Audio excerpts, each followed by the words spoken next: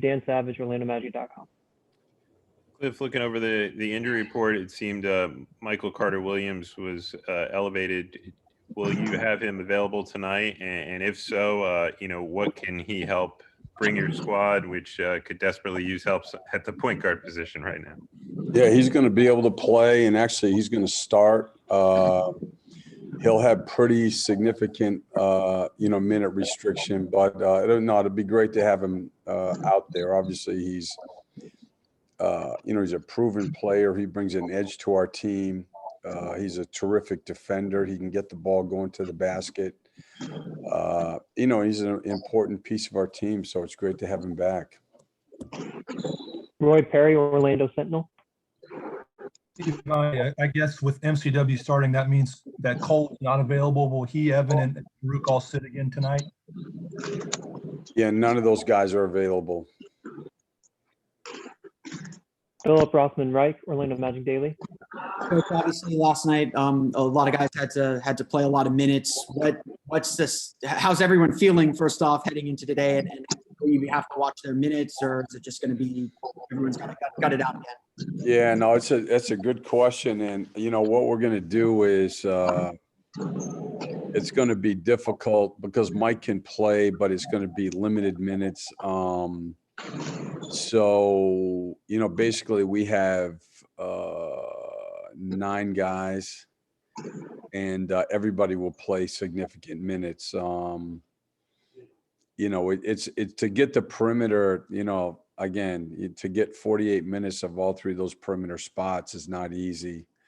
And so Chuma will play a ton at the 3, almost exclusively at the 3 tonight.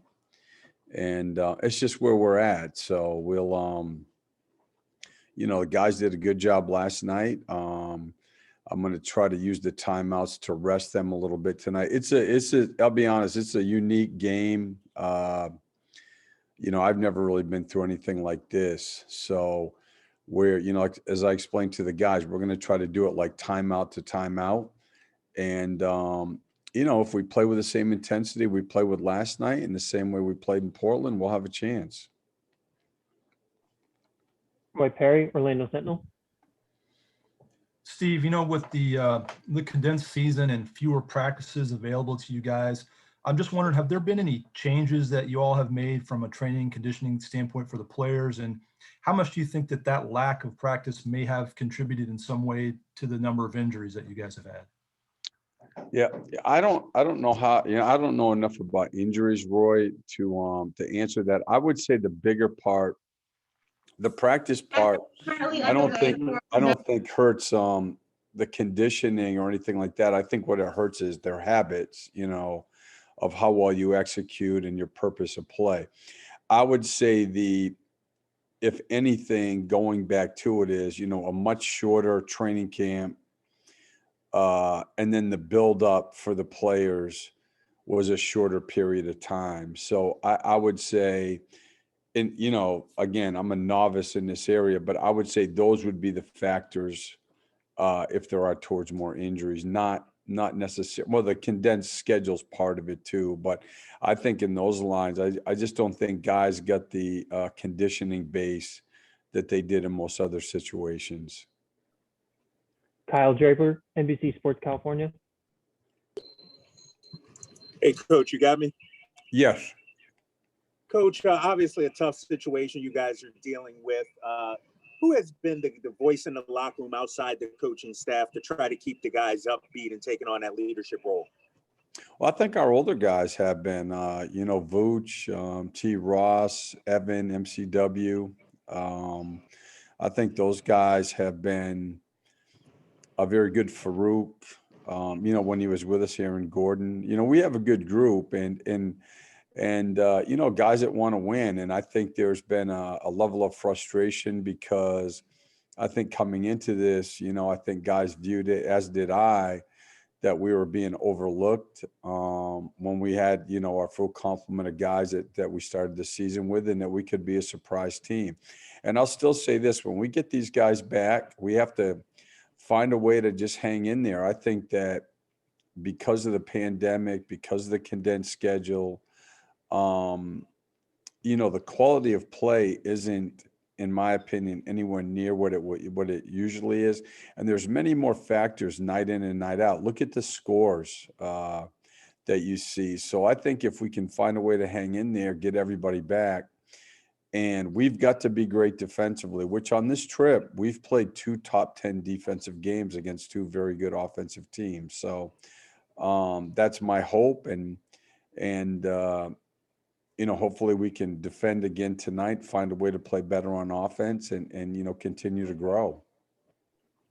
We have time for 2 final questions. We'll start with Dan Savage, OrlandoMagic.com.